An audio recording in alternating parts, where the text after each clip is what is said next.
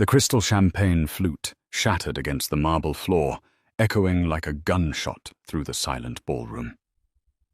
300 guests froze their eyes locked on Marcus, whose face was twisted in a sneer as he pointed a shaking finger at his pregnant wife, Chloe. "Look at you," he shouted, his voice dripping with venom. "You're pathetic. You're nothing but a burden, dragging me down." He thought he was untouchable. He thought she was just a poor girl he had saved. But Marcus was blissfully unaware that the silver limousine pulling up to the driveway didn't belong to a guest. It belonged to the one man who could dissolve Marcus's entire existence with a single phone call. What happens when a cruel husband pushes his wife too far, unaware of who her father really is? You won't believe the instant karma that was about to hit him. The rain battered against the tinted windows of the Mercedes S-Class, blurring the lights of downtown Seattle into streaks of grey and gold. Inside the car, the silence was heavier than the storm outside. Chloe shifted uncomfortably in the leather passenger seat. At 7 months pregnant, finding a comfortable position was a distant memory. Her lower back throbbed with a dull, persistent ache, and her ankles felt swollen against the straps of her heels. She instinctively placed a hand on her stomach, a protective gesture that had become second nature over the last few months. "Stop fidgeting." Marcus snapped, his eyes fixed on the road, his knuckles white as he gripped the steering wheel. "You're wrinkling the dress. Do you have any idea how much that silk cost?" "It's a Vera Wang custom, Chloe. Try to act like you deserve to wear it." Chloe bit her lip, tasting the metallic tang of blood. "I'm sorry, Marcus. My back is just... It's really hurting tonight. The baby is kicking hard." The baby. It's always about the baby," Marcus muttered, checking his reflection in the rearview mirror. He adjusted his silk tie, a deep crimson, that matched the handkerchief in his pocket. "Tonight isn't about you, Chloe. It's my mother's 60th birthday. It's the social event of the season. The board of directors from Vanguard Holdings will be there. I am this close to the VP position, and I need you to look the part of the successful executive's wife. Not a tired, complaining mess." Chloe looked out the window to hide the tears welling in her eyes. 2 years ago, Marcus hadn't been like this.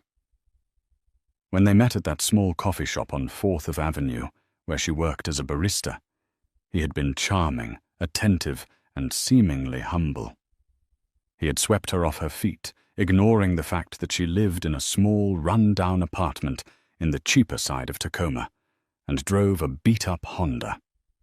But as soon as the ring was on her finger, and she moved into his sterile, modern penthouse, the mask slipped.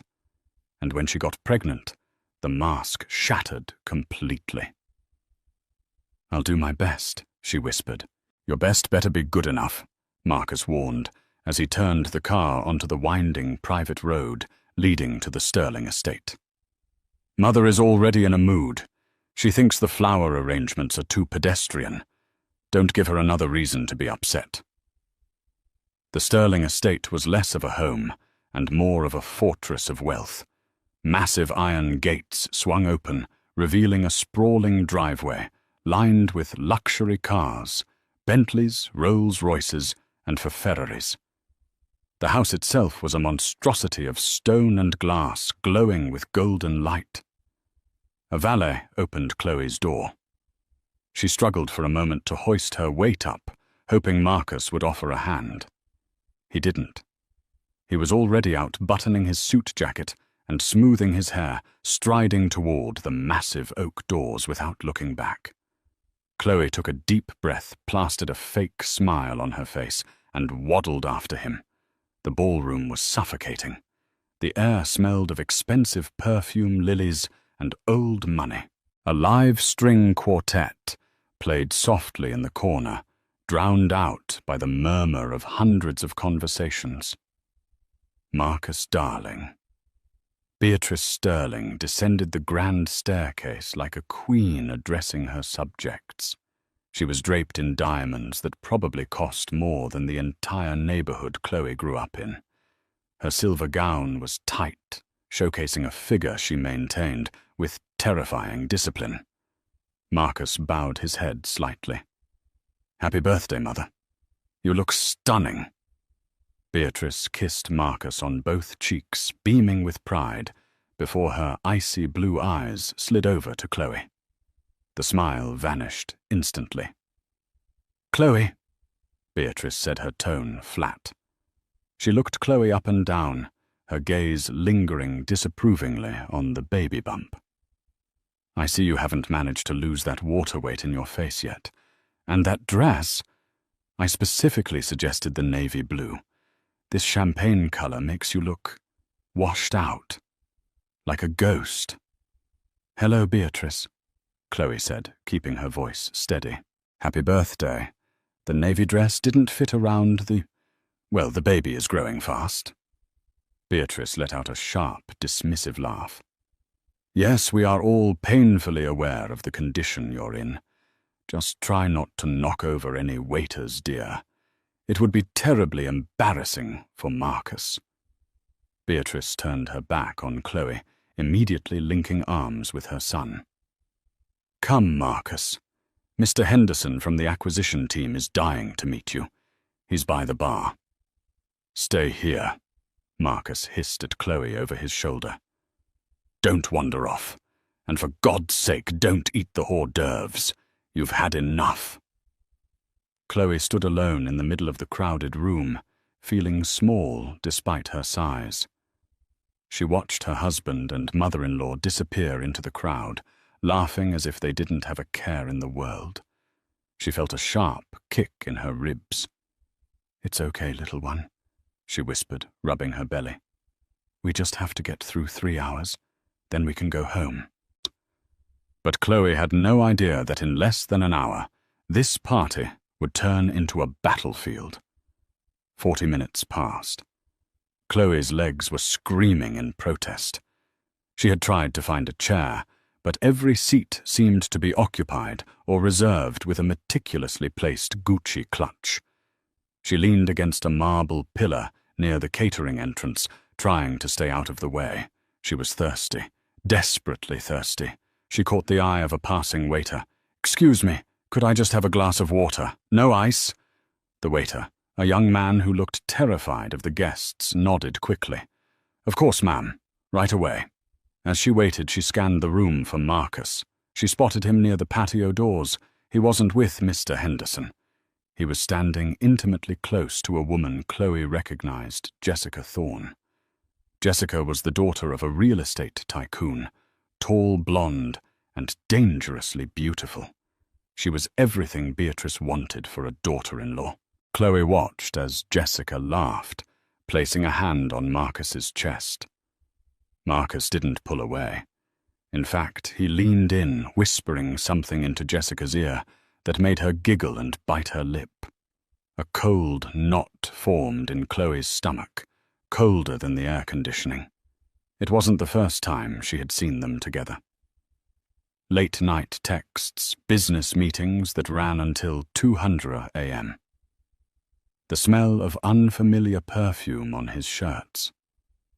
Chloe wasn't stupid. She was just trapped. She had no money of her own, no family nearby, and a baby on the way. The waiter returned with her water. "Here you are, ma'am." "Thank you," she said, reaching for the glass. But before her fingers could close around the stem, a heavy hand slammed into her shoulder. Startled, Chloe flinched. Her hand struck the tray, and the glass of water tipped over, splashing icy liquid down the front of her expensive silk dress and onto the polished floor. "Clumsy cow," Chloe gasped, looking up to see Beatrice standing there, her face contorted with rage. A tiny drop of water had landed on the hem of Beatrice's gown. I'm so sorry, Beatrice, I didn't see you, Chloe stammered, grabbing a napkin from the tray to dab at the water. Don't touch me, Beatrice shrieked, slapping Chloe's hand away. The sound of the slap was sharp enough to cut through the chatter nearby. Heads began to turn. You ruin everything. Don't you first. You ruin my son's potential by trapping him with this pregnancy, and now you're ruining my party. Marcus appeared instantly, storming over from Jessica's side. What is going on here? Your wife, Beatrice hissed, pointing at the small puddle on the floor. Just threw water on me. She's drunk, Marcus. Look at her. She can't even stand up straight. I'm not drunk, Chloe cried, her face burning with humiliation as the circle of onlookers grew. I asked for water. I'm tired, Marcus. I just wanted a drink. Marcus looked at the wet stain on Chloe's dress, then at his mother's furious face. He didn't ask if Chloe was okay. He didn't care that she was shaking. He saw the eyes of the city's elite on him, judging him for the scene his low-class wife was causing. You are embarrassing me, Marcus said, his voice low and dangerous. Marcus, please, Chloe pleaded, reaching for his arm. I don't feel well. I think I'm having contractions. Please just take me home. Marcus recoiled from her touch as if she were contagious. He looked around the room, seeing the opportunity to salvage his reputation with his mother and the guests by asserting dominance. He decided to play the victim. Home. Marcus laughed loudly, a cruel theatrical sound meant for the audience. You want to go home to the penthouse I pay for, to eat the food I buy. You contribute nothing, Chloe. Absolutely nothing.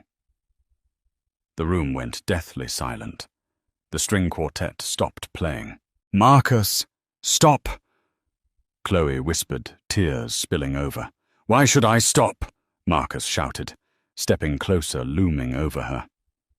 Everyone here knows the truth. You were a broke barista looking for a meal ticket.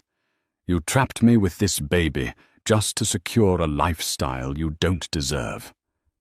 Look at you. You're fat. You're lazy, and quite frankly, I doubt that child is even mine.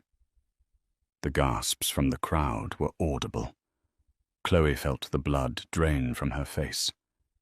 How can you say that? I say it because it's true, Marcus roared. I'm done, Chloe. I am done pretending.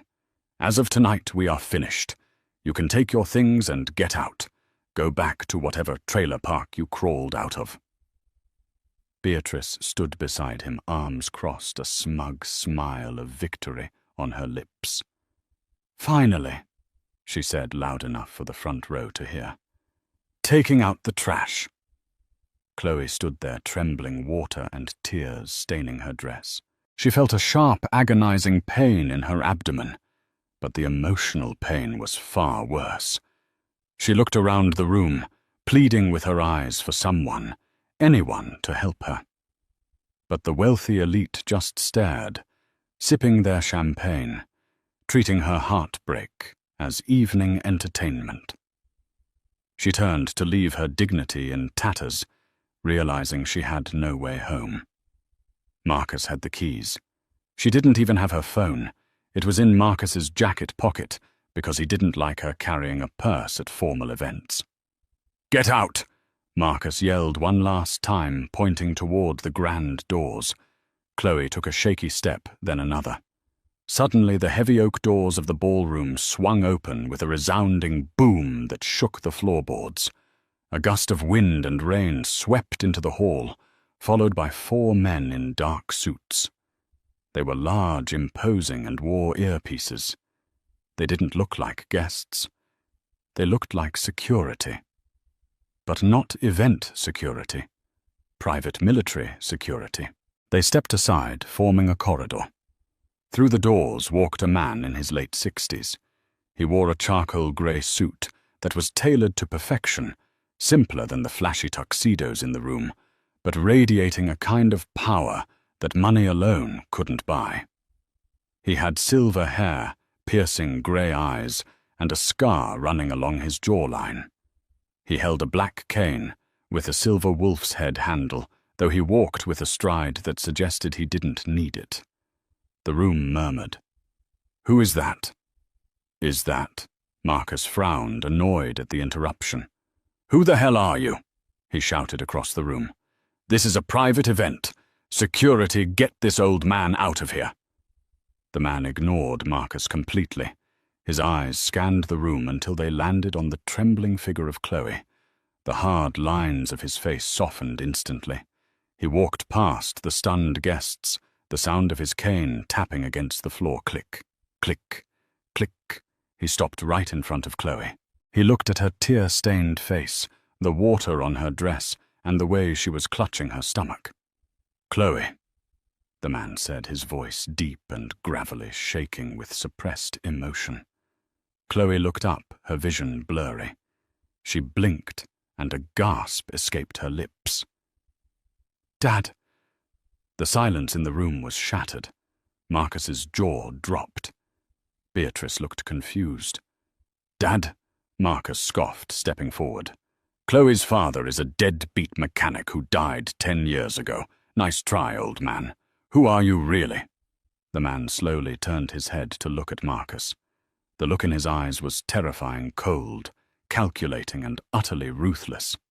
"I," the man said, his voice projecting to every corner of the silent ballroom, "am Julian Thorne. But you might know me better as the owner of the bank that holds the mortgage on this house, the majority shareholder of Vanguard Holdings, and the man who is about to ruin your miserable little life." The silence that followed Julian Thorne's declaration was heavy, thick enough to choke on. For a solid 10 seconds, the only sound in the massive ballroom was the drumming of rain against the tall windows and the soft, ragged breathing of Chloe. Marcus was the first to break the paralysis. He let out a nervous, incredulous chuckle. This is a joke, right?" He looked around at the guests, seeking validation. "Who hired this actor? Is this some sort of entertainment for the party?" "Mother." Beatrice, however, wasn't laughing. Her face had drained of all color.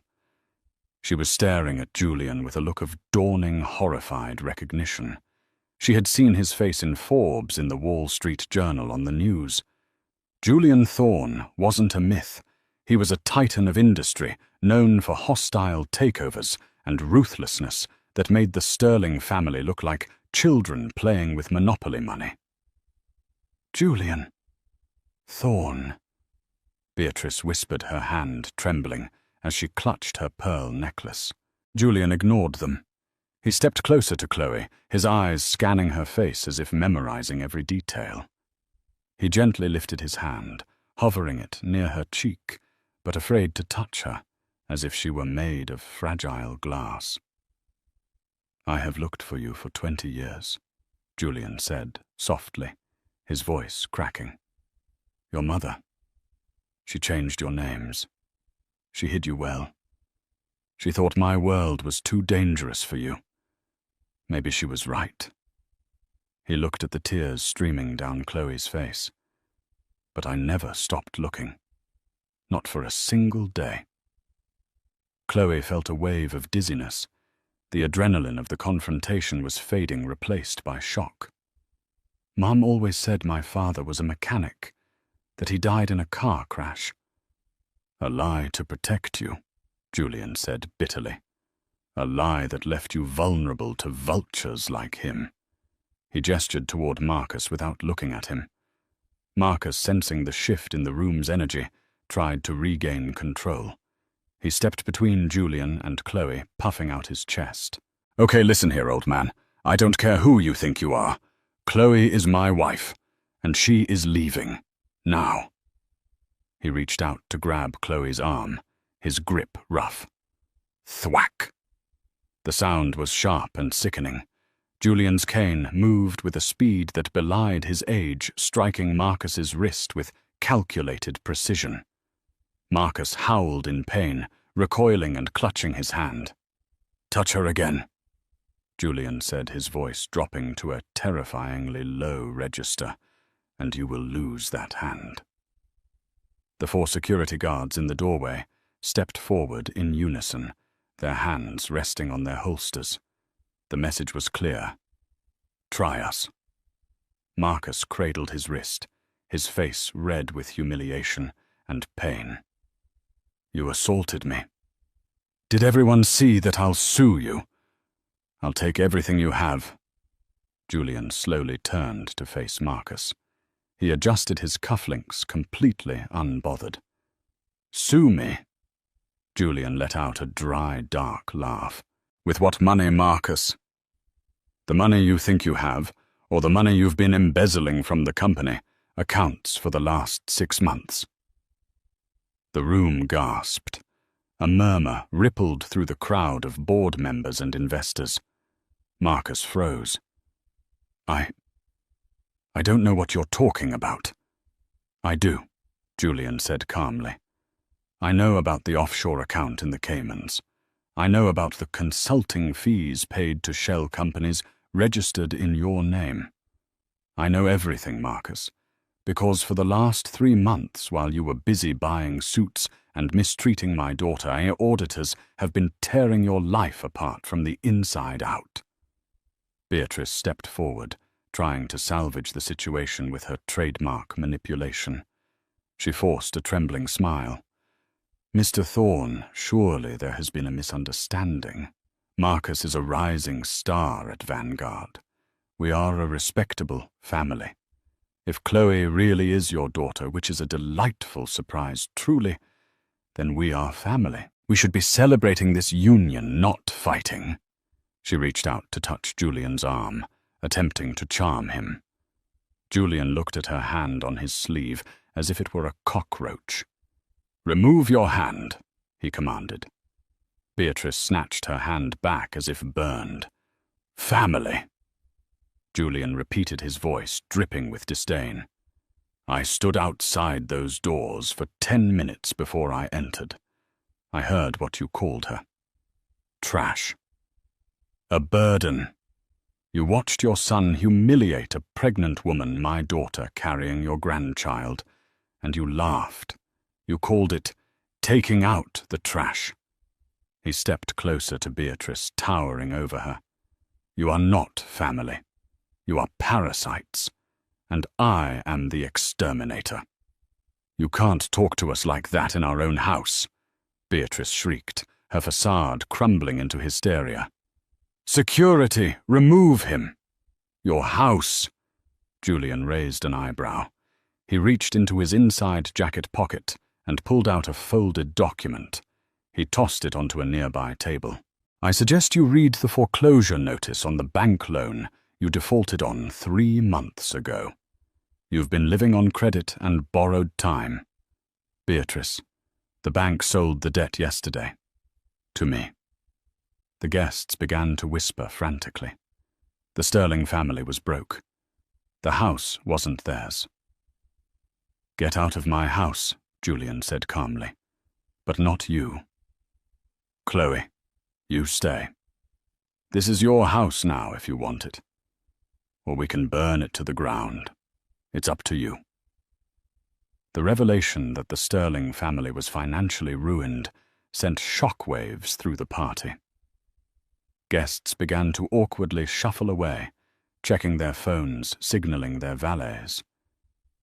No one wanted to be associated with a sinking ship. Marcus, however, was in deep denial.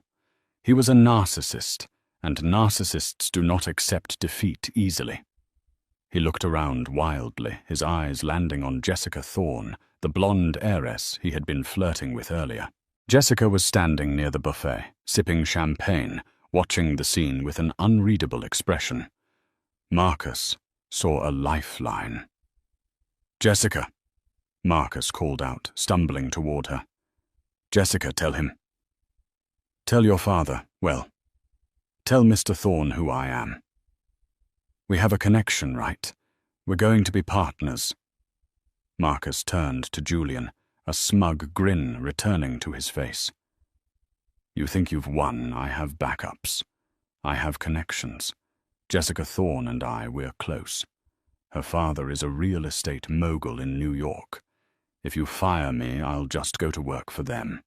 In fact, Marcus lowered his voice, trying to sound conspiratorial, though the whole room could hear him. Jessica and I are more than just friends, aren't we, Jess? Chloe is the past. Jessica is the future. He reached for Jessica's hand. Jessica Thorne stepped back smoothly, avoiding his touch. She set her champagne glass down on a passing tray. She looked at Marcus, then she looked at Julian, and then she smiled. But it wasn't the flirtatious smile she had given Marcus earlier. It was a cold, predatory smile. "Hi, Uncle Julian," Jessica said cheerfully. Marcus stopped dead. He looked from Jessica to Julian and back again. "Uncle," Julian nodded at Jessica. "Good work, Jessica. Did you get everything?" "Everything," Jessica replied, reaching into her clutch and pulling out a small digital voice recorder. Every conversation. Every promise he made to leave Chloe once the baby was born. Every admission of insider trading he bragged about after his third scotch. It's all here. She walked over to Chloe, her expression softening into genuine sympathy. "I'm sorry I had to play the part, Chloe. Uncle Julian needed concrete proof of his infidelity and his illegal dealings to ensure he didn't get a single cent in the divorce. I had to let him think I was interested." Chloe stared at the beautiful woman, her mind reeling. You were spying on him." "I was vetting him," Jessica said. "When Uncle Julian found you 6 months ago, he wanted to rush in. But we needed to know if Marcus was just a bad husband or a criminal. Turns out he's both." Marcus looked like he was going to vomit. The color had drained from his face so completely, he looked like a corpse. The woman he thought was his mistress was actually a plant. The woman he thought was his ticket to a better life was the one handing the nails for his coffin to her uncle. "You played me," Marcus whispered. You witch." "I mirrored you, Marcus," Jessica replied sharply. "I showed you what you wanted to see. A shallow, wealthy woman who didn't care about morals. You fell for it because that's exactly who you are." Julian tapped his cane on the floor, drawing attention back to him. "The Vanguard board is meeting an emergency session right now via video conference. I initiated it 10 minutes ago, based on the evidence Jessica just uploaded to their secure server regarding your embezzlement and corporate espionage. You are effectively terminated for cause." Julian checked his watch. "Actually, knowing how fast the legal department works, you were terminated 2 minutes ago. You lose your stock options. You lose your severance. You lose the company car." "My car," Marcus stammered. "But my keys are in my pocket." "The company leases that car," Julian explained patiently, as if talking to a slow child. "I had the leasing agency remotely disable the ignition. It's a brick in the driveway now. You'll have to walk down the hill." Beatrice let out a wail of despair. "Marcus, do something. He can't do this." "He just did," Marcus screamed at his mother, finally losing his composure completely. "He owns everything, Mother. We're ruined." Suddenly a groan of pain cut through the shouting match. Chloe bent double, clutching her stomach with both hands. Her face twisted in agony, and a low, guttural cry escaped her lips. "Chloe." Julian dropped his cane, rushing to her side, catching her before she fell. "Chloe, what is it? Is it the baby? It hurts." Chloe gasped her breath, coming in short, panicked rasps. "Something's wrong. It's not just a contraction. It feels wrong. There's too much pressure." She looked down. A steady trickle of fluid was running down her leg, but it wasn't clear. It was stained with blood. "She's hemorrhaging." Jessica said, her voice turning urgent and professional. "We need an ambulance now." "No time for an ambulance," Julian barked, lifting Chloe into his arms with a strength that defied his age. "My helicopter is on the pad at the bottom of the estate. We're going to St. Jude's. I have a trauma team on standby." He turned to his security guards. "Don't let these two leave," he pointed at Marcus and Beatrice. "Call the police. Give them the evidence of the embezzlement. Hold them here until the authorities arrive." "Wait," Marcus shouted, seeing his wife and his leverage being carried away. "That's my child. You can't take her. I have rights." Julian paused at the door, holding his daughter close. He turned one last time, his eyes burning with a cold blue fire. "You gave up your rights when you threw her out in the rain," Julian said. "If anything happens to my daughter or my grandson tonight, Marcus, prison will be the safest place for you, because if you're on the street, I will hunt you down." With that, Julian carried Chloe out into the storm, leaving Marcus and Beatrice alone in the center of the ballroom, surrounded by silent judging guests and 4 armed guards blocking the exits. The party was over. The nightmare was just beginning. The blades of the Sikorsky helicopter sliced through the storm clouds, a rhythmic thumping that matched the frantic beating of Julian Thorne's heart. Inside the cabin, the noise was deafening. But Julian only heard one thing: Chloe's shallow, ragged breathing. She was strapped to a stretcher, an oxygen mask covering her pale face. A flight paramedic was working furiously, checking monitors that were flashing angry red warnings. "BP is dropping 80/50, the paramedic shouted into his headset. "She's losing too much blood. The placenta has detached from the uterine wall. We need to get her to the OR immediately, or we lose both of them." Julian held Chloe's cold hand, his knuckles white. "Stay with me, Chloe," he begged, his voice breaking. "I just found you. You cannot leave me. Not now." Chloe's eyes fluttered open, glassy and unfocused. She gripped Julian's hand with surprising strength. "The baby," she whispered behind the mask. "Save the baby. Please. If you have to choose, choose him." "I am saving both of you," Julian commanded, tears streaming down his face. "Do you hear me? Both of you." Below them, the city lights of Seattle blurred into streaks of rain-slicked neon. Julian felt a profound sense of helplessness. He could buy companies, topple governments, and ruin men like Marcus with a signature, but he couldn't bribe death. He was at the mercy of fate, and it terrified him. Meanwhile, back at the Sterling estate, the scene was chaotic, but in a very different way.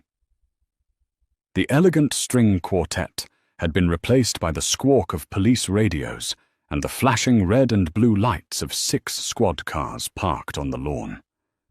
Marcus was being shoved toward a patrol car, his hands cuffed tightly behind his back. The rain plastered his expensive silk shirt to his skin, ruining the outfit he had spent 2 hours selecting. "This is a mistake," Marcus screamed, struggling against the grip of a burly officer. "Do you know who I am? I am the vice president of Vanguard Holdings. You can't arrest me on the word of some senile old man. You're under arrest for corporate embezzlement fraud and securities violations," the officer recited, unimpressed. "And we have a warrant to search the premises for evidence of money laundering." Behind him, Beatrice was being escorted by 2 female officers. She wasn't screaming. She was hyperventilating. Her makeup was running in black streaks down her face, making her look like a melted wax figure. "Marcus," she wailed. "You said you had it under control. You said the accounts were hidden. How could you be so stupid?" Marcus spun around, his face twisted in a snarl. "Me? You're the one who told me we needed to renovate the East Wing. You're the one who ordered the $50,000 catering for tonight. I stole that money for you, Mother." "Don't you dare blame me," Beatrice shrieked, struggling as the officers pushed her head down to get her into the back of a separate cruiser. "I told you to marry Jessica Thorne. If you had just charmed her instead of that pregnant cow, we would be fine." The guests huddled under the portico to stay dry watched the spectacle with morbid fascination. iPhones were raised, recording every second. By morning, the video of the sterling downfall would have millions of views. The social exile was instant and total. At St. Jude's Hospital, the helicopter touched down on the roof. A team of doctors and nurses in blue scrubs was already waiting the wheels of the gurney, screeching as they sprinted toward the aircraft. "Male 34 weeks, gestation, maternal hemorrhage, placental abruption," the lead doctor shouted as they transferred Chloe. "Go, go, go, or one is prepped." Julian tried to follow them into the operating room, but a nurse held him back at the swinging doors. "Sir, you can't go in there. It's a sterile field. We need room to work." "That is my daughter," Julian roared, panic seizing him. "And we are trying to save her life," the nurse said firmly but kindly. "Please, let us do our jobs. Wait here." The doors swung shut, cutting off the view of Chloe being swarmed by the surgical team. Julian was left standing in the sterile white hallway, the smell of antiseptic filling his nose. He collapsed onto a plastic chair, burying his face in his hands. For the first time in 30 years, the Iron Wolf of Wall Street began to prey. Time lost all meaning. Minutes stretched into hours. Every time the doors opened, Julian's head snapped up, hoping for news, dreading the worst. He thought about the file Jessica had given him. He thought about Marcus. A dark, cold rage began to settle in his chest, replacing the panic. If Chloe died, there wouldn't be a lawsuit. There wouldn't be a prison sentence. There would simply be a disappearance. Marcus would vanish, and no one would ever find him. Finally, after 3 agonizing hours, the doors opened. Dr. Evans, the lead surgeon, walked out. He looked exhausted. His scrub cap was in his hand, and there were sweat stains on his shirt. Julian stood up, his legs shaking. He couldn't speak. He just looked at the doctor, his eyes begging for mercy. Dr. Evans let out a long breath and smiled.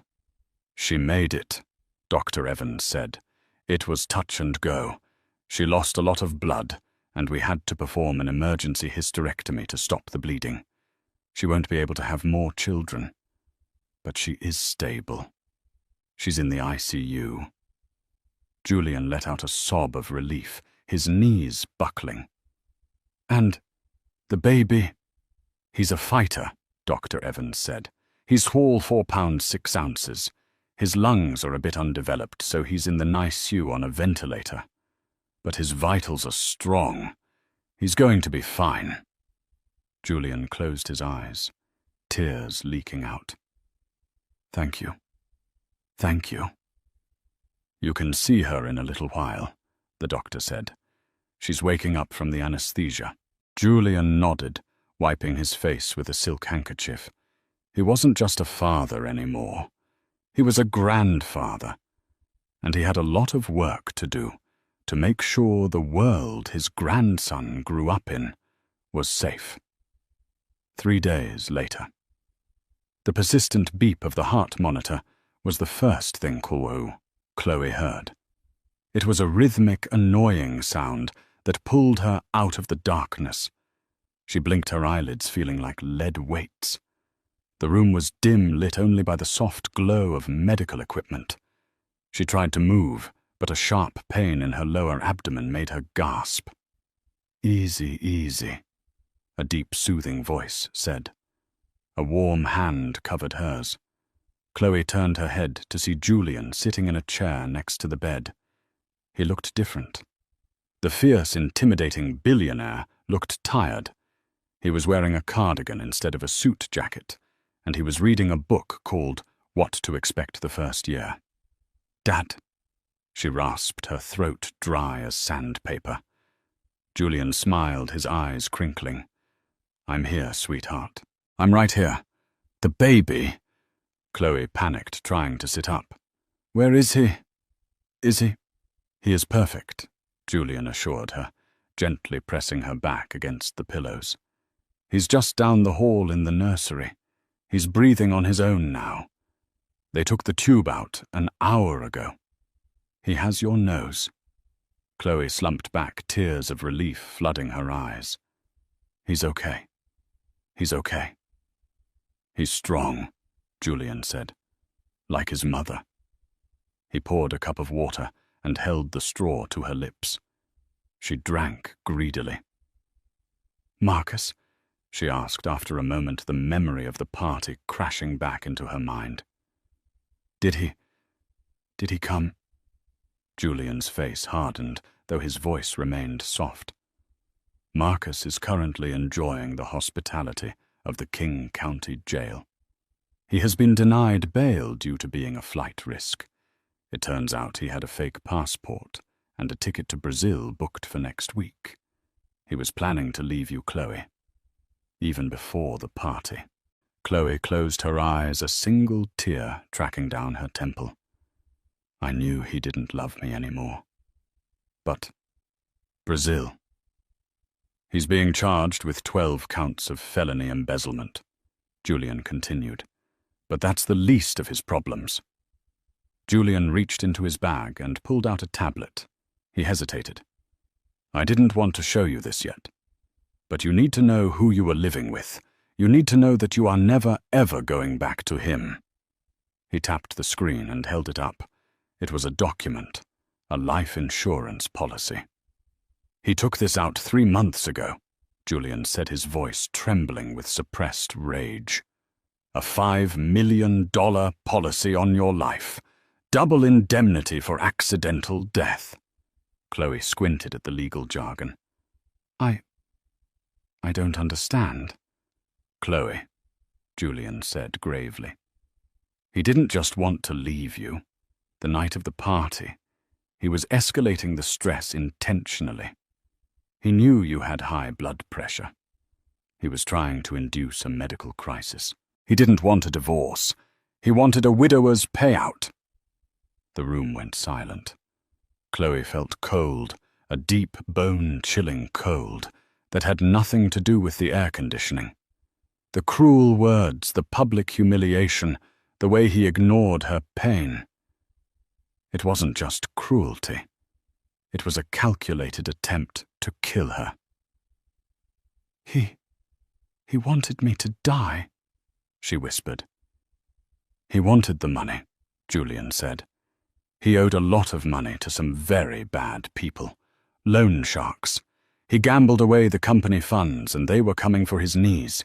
You were his exit strategy." Chloe looked at the ceiling, feeling the last remnants of love she held for her husband turn into ash.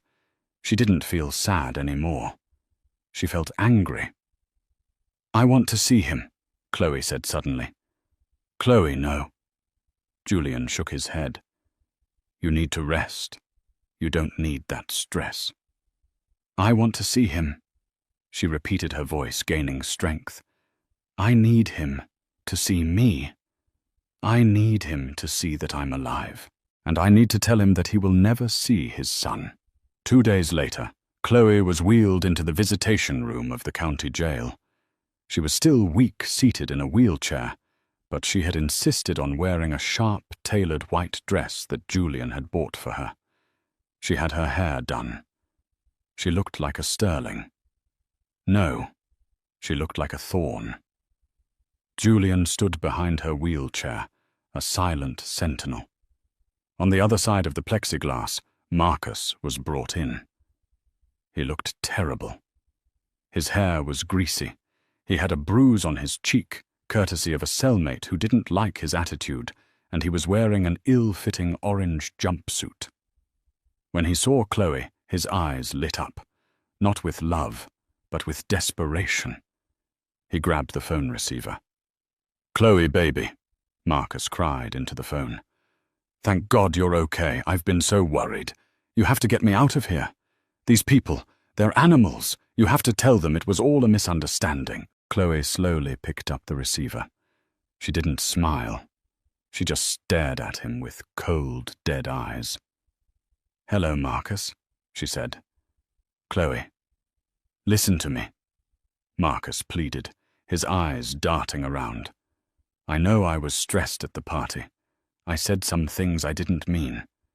But I love you. And we have a baby now. A son. I have a right to see my son." "You have no rights," Chloe said calmly. "We found the insurance policy, Marcus." Marcus froze. His mouth opened and closed like a fish out of water. The color drained from his face. I can explain that," he stammered. "It was financial planning. For our future." "There is no future," Chloe cut him off. "I spoke to the district attorney this morning. I'm cooperating fully. I'm testifying about the abuse, the stress, the threats. And since my father's lawyers found the loan sharks you owe money to, we handed them over to the FBI. They're testifying against you too in exchange for leniency." Marcus slammed his fist against the glass. "You can't do this to me. I made you. You were nothing before me." "I was happy before you," Chloe corrected him, "and I will be happy after you. But you're going to be very lonely." She signaled to Julian. Julian leaned into the microphone, his voice dripping with satisfaction. "I bought your debt, Marcus," Julian said. "The loan sharks sold it to me before the FBI picked them up. So even if you somehow get out of prison in 20 years, you owe me $4 million. You will work for the rest of your life, and every penny you earn will belong to me." Marcus looked at Julian with pure hatred. "You ruined my life." "No," Chloe said, hanging up the phone. "You did that yourself." She turned her wheelchair away from the glass. "Chloe! Chloe, come back!" Marcus screamed, pounding on the glass as the guards moved in to drag him away. "You can't leave me here. I'm the father. I'm the father." His screams faded as the heavy steel door slammed shut behind him. Chloe didn't look back. She rolled out of the jail and into the sunshine. For the first time in months, the air tasted sweet. "Ready to go home?" Julian asked, opening the door to the limousine. "Not yet," Chloe said, looking at the city skyline. "I have one more stop to make. I need to visit Beatrice." Julian raised an eyebrow. "Is that wise?" "Beatrice cares about one thing only," Chloe said, a mischievous glint in her eye. "Her reputation. I want to be the one to tell her that the Sterling estate is being renamed." "Renamed to what?" Julian asked. Chloe smiled. "The Leo Thorne Shelter for Women." The iron gates of the Sterling estate stood open, but the atmosphere had changed completely. Gone were the luxury cars and the pretentious security guards. In their place were moving trucks, not high-end movers, but foreclosure clean-out crews hauling boxes of seized assets out the front door. The rain had stopped, leaving the grounds smelling of wet earth and pine. Chloe sat in the back of the limousine as it rolled up the driveway, her father's hand resting reassuringly on her shoulder. "You don't have to do this," Julian reminded her softly. "I can have my lawyers handle her." "No," Chloe said, smoothing the fabric of her white dress. "She spent 2 years making me feel small. I need to stand tall in front of her. Just once." They found Beatrice in the grand foyer. She was arguing with a man in a jumpsuit who was holding a large Ming vase. "Put that down," Beatrice shrieked, her voice raspy from days of crying. "That has been in my family for generations. You can't take that." "It's listed on the asset forfeiture sheet, lady," the mover said, bored. "Bank owns it now." "Beatrice." Chloe's voice rang out clear and calm. Beatrice spun around. She looked like a ghost of her former self. Her hair was unkempt. Her makeup was non-existent, and she was wearing a tracksuit. Something she had once told Chloe was, "Clothing for people who have given up on life." When she saw Chloe, a flicker of her old venom returned. She straightened her back, trying to summon dignity she no longer possessed. "You," Beatrice hissed. "You did this. Are you happy you destroyed my family?" "You destroyed it yourself," Chloe replied, wheeling herself forward slightly. "You pushed Marcus to be greedy. You taught him that status was more important than loyalty, and you treated me like dirt because I didn't come with a trust fund." Beatrice laughed bitterly. "And now you do. So you're here to gloat, to kick me while I'm down. How very nouveau riche of you." "I'm here to give you a choice," Chloe said. Beatrice narrowed her eyes. "What kind of choice?" Chloe motioned to Julian. He stepped forward and handed Beatrice a single envelope. "Inside that envelope is a key," Chloe explained. "It's for a small 2-bedroom apartment in Tacoma. The rent is paid for 6 months. There is also a prepaid debit card with enough for groceries and utilities." Beatrice looked at the envelope as if it were a bomb. "Tacoma? You expect me to live in Tacoma? It's near where I used to live," Chloe said. "It's a humble neighborhood. Real people live there. It might be good for you." "And if I refuse?" Beatrice sneered, tossing the envelope onto a stack of boxes. "I have friends, you know. I don't need your charity." "Your friends stopped returning your calls 3 days ago, when the news broke," Julian interjected coldly. "We checked. You have nowhere to go, Beatrice." Chloe continued. "The choice is simple. Take the apartment and try to start over, or stay here and get escorted off the property by the sheriff's department in exactly 1 hour for trespassing. Because as of noon today, this house belongs to the Thorn Foundation." There Beatrice looked around the empty foyer, the grand staircase she had descended like a queen only days ago. The silence was deafening. The realization hit her. She was truly alone. Slowly, with trembling hands, Beatrice reached out and picked up the envelope. She didn't say thank you. She couldn't. She just clutched it to her chest. Her eyes filled with tears of humiliation.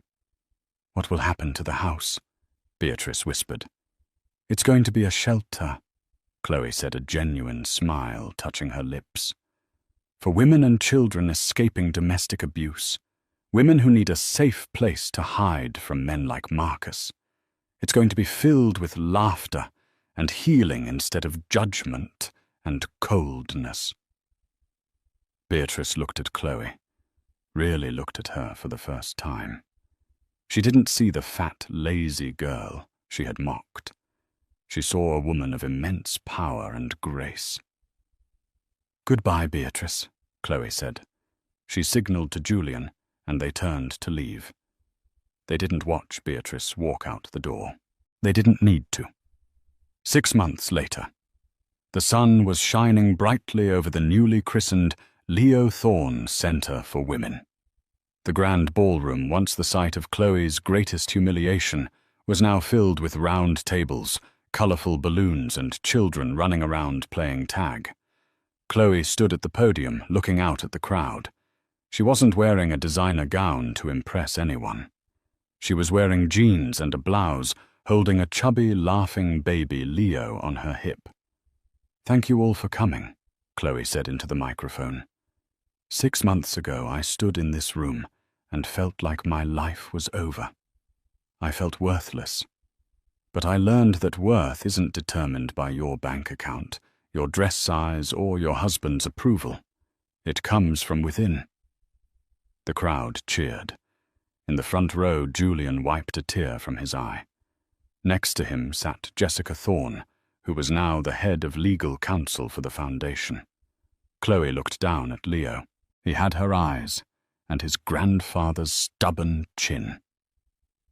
He gurgled and reached for the microphone, making the audience laugh. Marcus was currently serving the first year of a 15-year sentence.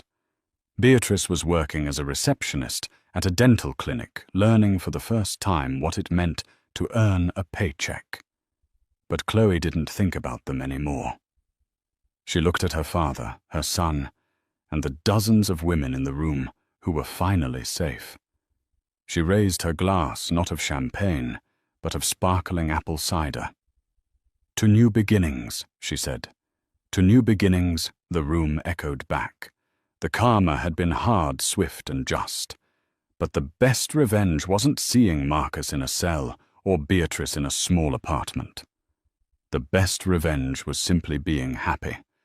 And that is the incredible story of Chloe Marcus and the karma that hit harder than a freight train. It just goes to show that no matter how powerful someone thinks they are, treating people with kindness will always be the true measure of success. Marcus and Beatrice thought they could crush Chloe, but they only succeeded in revealing her true strength and the power of a father's love. What did you think of Julian's revenge? Do you think he was too harsh on Marcus, or did he get exactly what he deserved? I want to hear your thoughts in the comments below. Especially about Beatrice. Should Chloe have helped her at the end? If you enjoyed this story of justice and redemption, please smash that like button. It really helps the channel grow. And don't forget to subscribe and hit the notification bell so you never miss a new story. We have plenty more drama twists and real-life karma coming your way. Thanks for watching, and see you in the next video. In the next video. In the next video. In the next video. In the next video. In the next video. In the next. But now there's factions of people go, oh, no, we got it. We don't like it. We've changed our mind. It wasn't going well for us. We don't like free speech anymore. People who want free speech, they only want free speech so they can go around saying awful things, which just isn't true. And even if it was, the good thing about free speech is people can say awful things back. It's a really good system, right? And you can't say anything under the laws of free speech. That's a total misconception. There are loads of caveats to free speech, all of which I agree with, actually. You can't incite violence. Good rule. You can't slander people. Good rule. You can't libel people, you know? Fascinating fact about libel law. You can't libel the dead. So I could stand here and say, Gandhi used to take it up the arse. If I wanted. Which I do. I do. But free speech is the most important human right there is. It's the right from which all other rights come. Without free speech, you couldn't have human rights, you know, and we've got free speech, in theory, in this country, for a little while longer. We can criticise the government, we can criticise the police, but we should give props to a country that allows us to do that, because we're the envy of some countries. In some countries, you criticise the police, you get beaten up, or worse. You criticise the government, you can be thrown in jail for life, you know. So they flee their oppression, quite rightly. You know, so would you. They flee their oppression, and they come here, they go, we want to come to England. We go, why? They go, free speech. We go, come on in, welcome. What are you going to do now? We're going to go on a march. What are you going to say? How shit England is. Cheers. Thank you. Thank you. That is their right. Have a great show. And as I was leaving, I saw one of the other lawyers lean in and show this head lawyer his iPhone, and the head lawyer went, oh, yeah. He went, oh, sorry, Ricky, can you come back a minute? Right, so I'm there. I went, yeah. So he had the phone there. They'd looked up the word minge. I thought I'd gotten away with it, right? So it's now like I'm getting told off. And the head lawyer said, now it says here that the word minge is a derogatory term for female genitalia. I went, well, yeah, it's a slang word for vagina in England.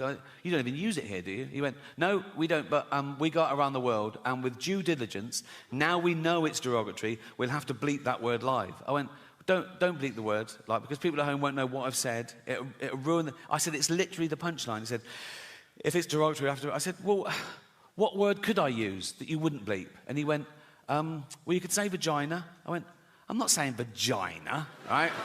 Anything funny about it. It's so clinical. I was thinking, Judy Dench at home going, why is he talking about my actual vagina, right? I said, minge isn't like that. It's like, it's not so specific, because vagina's so...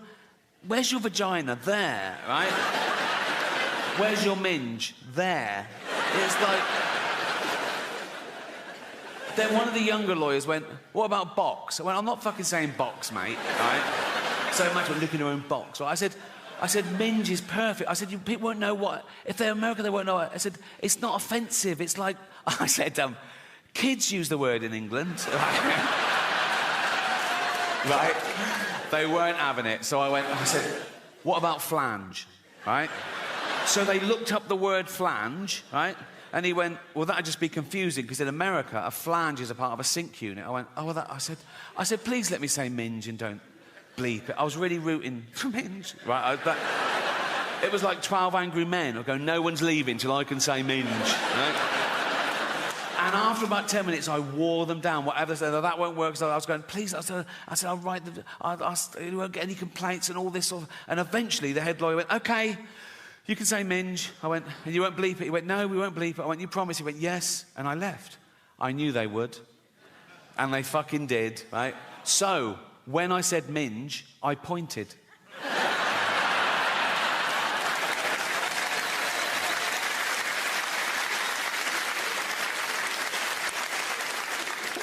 Oh, why do you like London so much, Rick? Because you get a round of applause for not shitting yourself. Right. But that's the next phase now. I reckon it's the next 10 years that I will. But as of now, my arsehole has never let me down. Very underrated, the human arsehole. Everyone goes, oh, the human brain, the greatest computer known to man. All the human liver can regenerate itself. Your arsehole is working 24/7. Even when you're asleep, it's like that. You're not coming out. You're not coming out. You're not coming out. Nope. You're not coming out. And you're not coming in.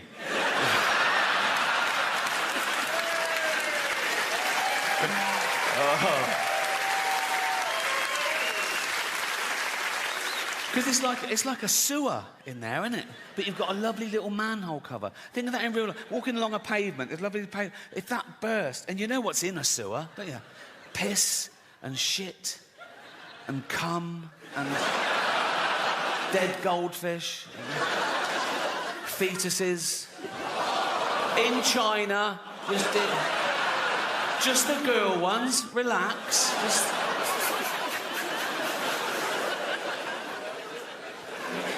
I'm at that age now as well, because I'm in entertainment. People say, oh, you can have a facelift. I go, no.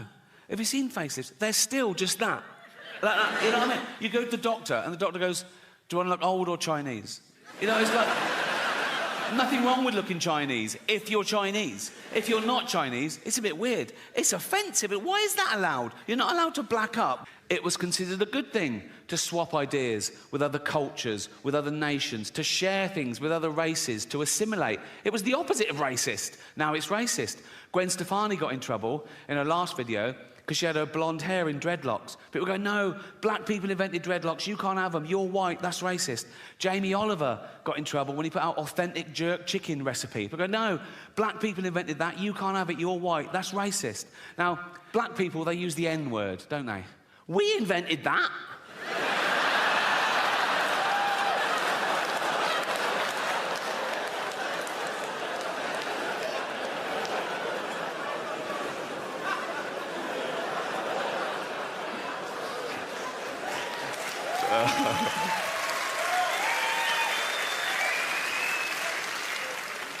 That's the one, isn't it? That's the one. Listen, I know white people are the worst. I know that. That's why no one likes a fucking white middle-aged man anymore until we need a boiler fixing. Then it's Get the bald bloke round now. Critical race theory, have you heard of that? Being taught in schools now, particularly in trendy areas like LA, right? Just like 5-year-old kids and 6-year-old kids. If you haven't heard it, in a nutshell, critical race theory says that all white people are racist. So that we're born racist and we continue to be racist because we're affording the privilege of a racist society set up by our forefathers, okay? So basically, all white people are racist and there's nothing we can do about it, which is a relief.